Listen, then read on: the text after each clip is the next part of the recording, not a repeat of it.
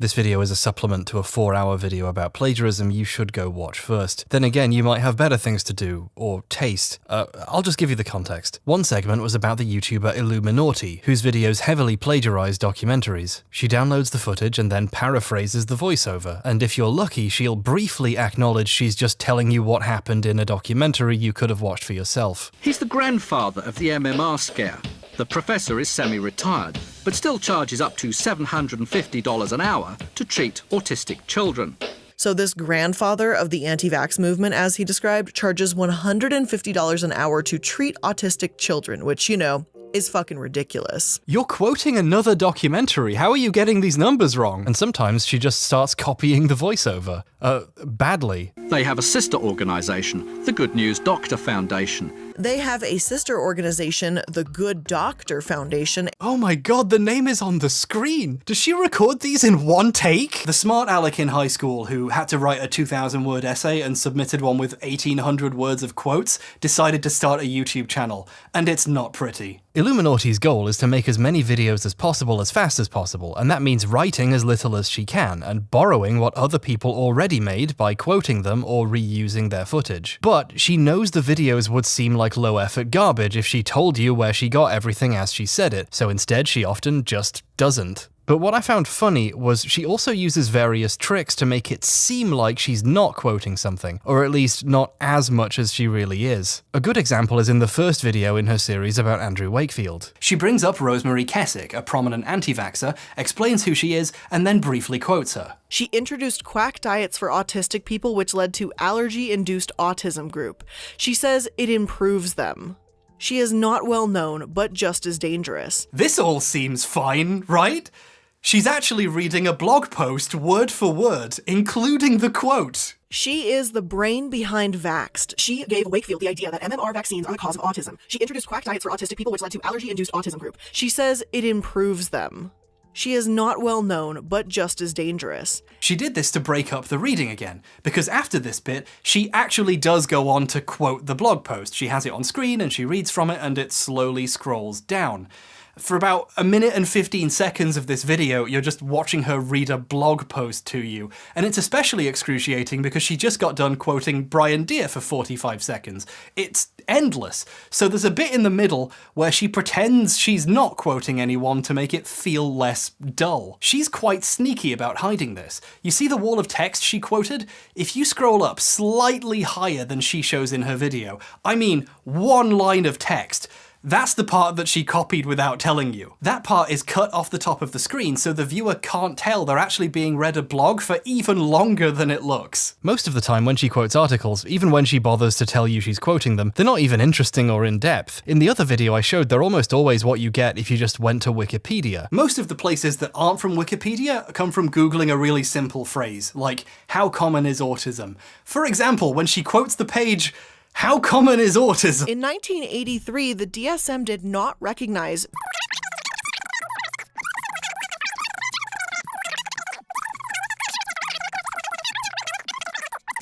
God, imagine not having to write your video. This is just one of the first results if you Google how common is autism. Well, it was. We'll get to that. But it gets worse if you actually have done research on this topic. You know, like if you take this shit seriously or something. The page she's quoting is from the Autism Science Foundation, an organization founded by a former senior executive of Autism Speaks, an organization so shitty Blair repeatedly criticizes them in these videos. And trust me, I hate Autism Speaks. Like, fuck Autism Speaks. The Autism Science Foundation is marginally better than Speaks. They don't think autism is caused by vaccines, for one, but they're still not a great resource to quote from. For example, the page Blair is quoting doesn't exist anymore because it turned out to be copied and pasted directly from Wikipedia. In 1983, the DSM did not recognize PDD-NOS or Asperger's syndrome, and the criteria for autistic disorder, AD, were more restrictive. The previous edition of the DSM, DSM-4, included autistic disorder, childhood disintegrative disorder, PDD-NOS, and Asperger's syndrome. Even when she tries to get away from Wikipedia, she can't, because her laziness inevitably leads her to the easiest stuff she can find, which is almost always someone else copying Wikipedia. It's an Ouroboros of laziness. that anyone can edit. Because Blair's videos are badly researched on purpose to save time, the sources she finds on her own are often sloppy shit, or even in this case plagiarized, if you consider copying from Wikipedia plagiarism, which I do, and clearly they do too, they took the page down. Blair's videos are just stock footage and quoting other people and occasionally cutting to her cartoon persona going, "Wow, wasn't that interesting? Can you believe I was able to find this?" This trick where she quotes people without telling you has served her quite well over the years. In a video called How Power and Control Changes People, she brings up the Stanford prison experiment and talks about it like this. This was to see how these guards would treat their fellow students based on the perceived divide between them. According to the lore that's grown up around the experiment. According to the lore. So, is she about to start summarizing her research in an original way, or is she about to start quoting someone? Neither. She's already started reading a New Yorker article to you. According to the lore that's grown up around the experiment, the guards, with little to no instruction, began humiliating and psychologically abusing the prisoners within 24 hours of the study's start. Sure, that looks bad, but at least it's in her list of sources, right? No, she forgot to put it in for this one. So this is plagiarism even if you believe the ridiculous paste bin excuse. So that's pretty funny, but would you like to guess where she might have got this article from? Yeah, it's on the Stanford Prison Experiments Wikipedia page. She went to Wikipedia, found an article, and plagiarized it. Badly. The prisoners in return became submissive and depersonalized, taking the abuse and saying little in protest. The behavior of it was so involved and so extreme that the experiment, which was meant to last 2 weeks, was terminated after only 6 days. Why would you not retake that? Quoting stuff you got from Wikipedia, or quoting Wikipedia itself, is fine, especially if you use it as a springboard to deeper analysis. Wikipedia is trying to be a useful resource. That's not the problem here. The problem is, well, 1, the plagiarism, and 3, if you're just skimming a wiki before making an entire video about something, you miss obvious shit.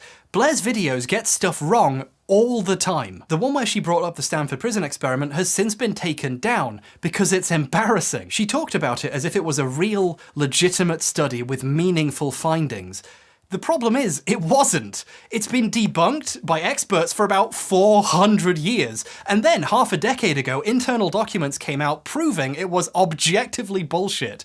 Professor Zimbardo lied, basically, but because Blair was just plagiarizing an article from someone who thought it was real at the time, she had no fucking idea, so she spread debunked misinformation to her audience. This is a massive problem with media platforms right now. YouTubers who know nothing about anything can misunderstand a bunch of articles and spread lies to millions of people, and then they get to vote on how you live your life. I wonder why everything's getting worse all the time. Plagiarism is just the tip of an iceberg of intellectual laziness that threatens to make all of us dumber.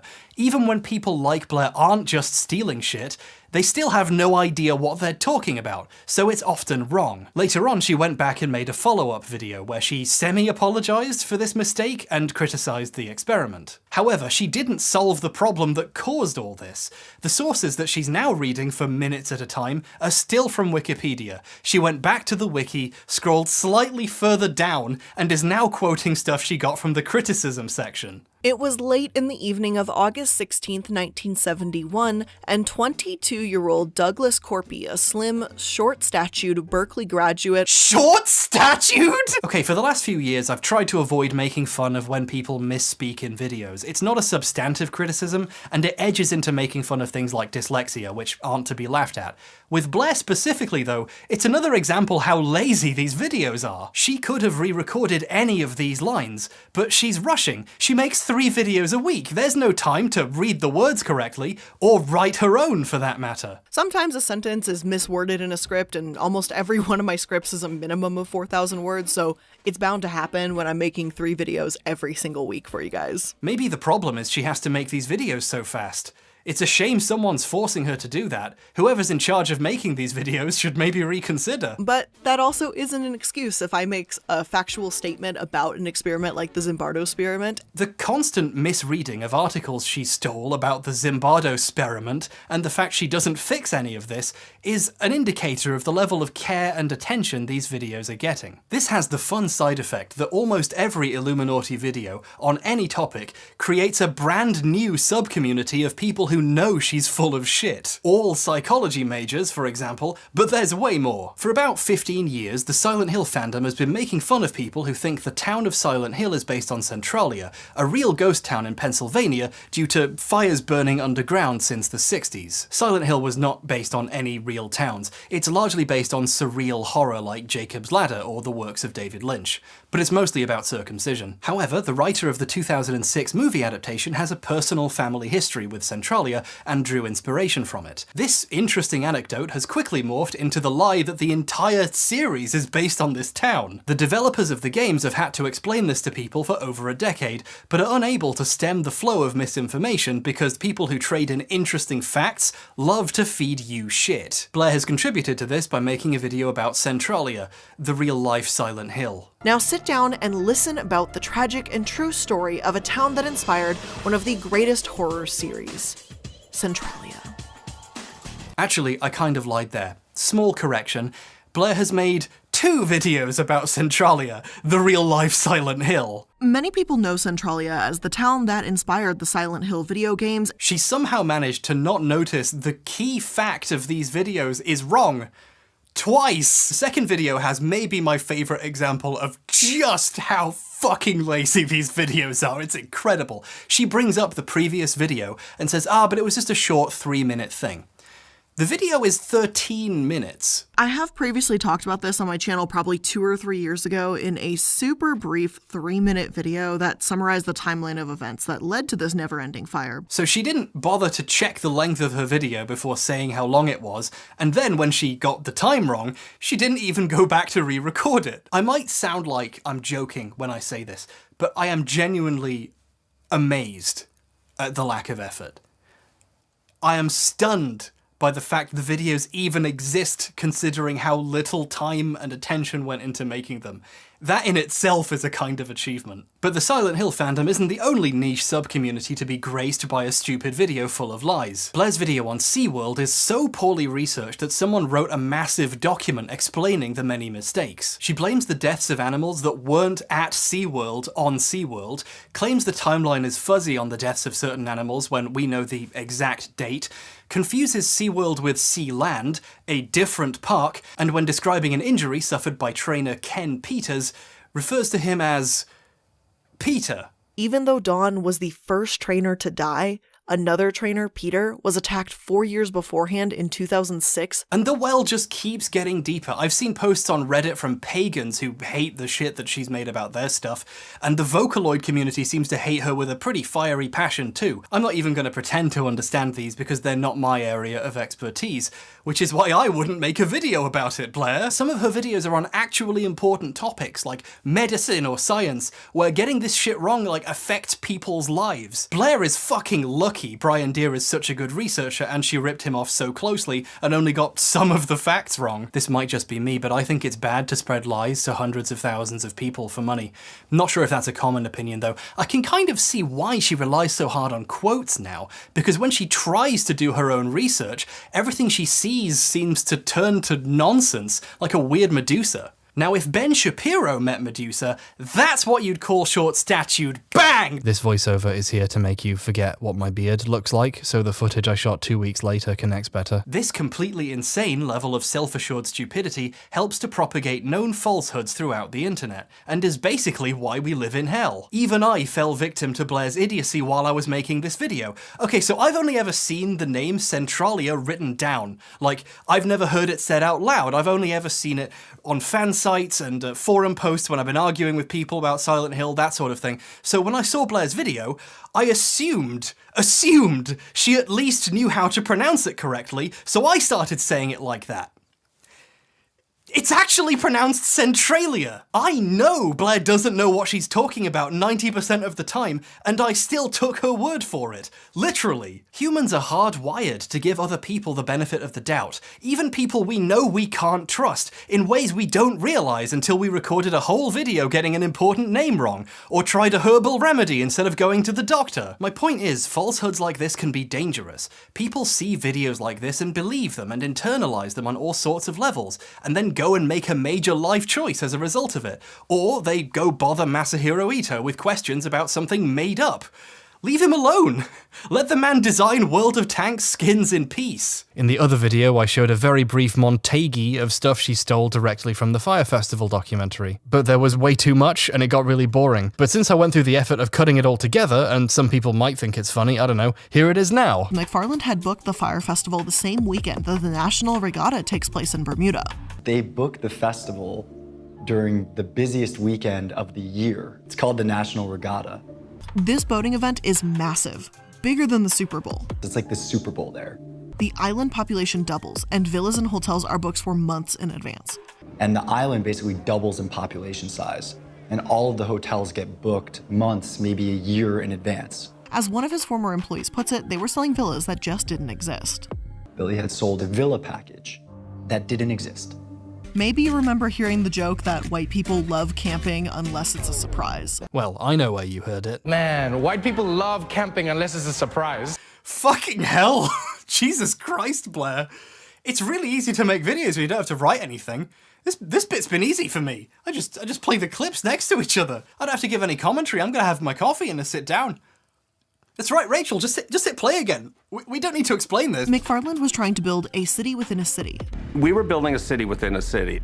Cash flow was also becoming an issue for those on the app development side of things, with one employee claiming their favorite Friday topic was consistently, did you get paid and was it the right amount? Friday afternoon, our favorite topic is, did you get paid and was it for the right amount?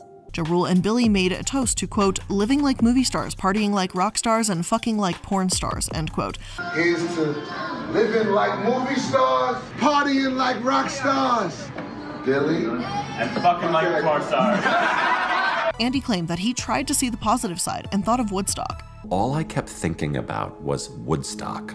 Many people don't talk about the trapped cars, the mudslides. Does anybody talk about the hundreds and hundreds of cars that were stuck on the thruway for days? Does anybody talk about the mudslides? How many people died of drug overdoses, the lack of food and water? How many people died of drug overdoses? Does anybody talk about the lack of food? Almost no water. Absolutely not. According to Andy King, they had 4 18-wheeler trucks filled with Evian water. 4 18-wheeler trucks filled with Evian water. Emails were sent from the Fyre Festival team to the attendees. One such email read, I noticed you hadn't created your Fireband account yet. I noticed you hadn't created your Fireband account yet. It is your wallet for the weekend, so load it appropriately. It is your wallet for the weekend, so load it appropriately. Still, many bought into this, and the first rounds of attendees uploaded $800,000 to them. The first batch of kids had loaded $800,000 on these wristbands. A former Fyre Festival employee said that some of these Bahamian workers started putting hits out on people. Some of them started putting hits out on people, either to take them hostage and then get ransom, or just to hurt and injure. Either to take them hostage and get a ransom, or to hurt and injure. Andy claims that he changed clothes with an employee and hid in the back of a car to get to safety. And I literally traded clothes with one of the employees that had been working with me. When confronted over a team call with the fact that Fyre had committed fraud, he said this was just a case of false advertising. I mean, that's fraud. That is, I would call that false advertising. He created a company called Spling, which gave off a Google Plus sort of vibe. Was basically a duplicate of Google Plus kind of vibe. Finding a tent and finding luggage became a free-for-all. I was like, all right, it's a free-for-all.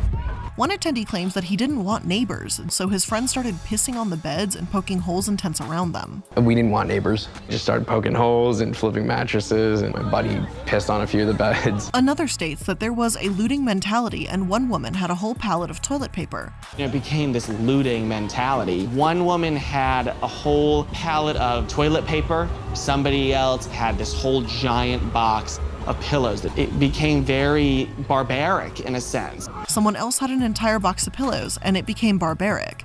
Later, in a documentary around the event, Billy himself claims that they— Oh really? You found this part out in a documentary, did you?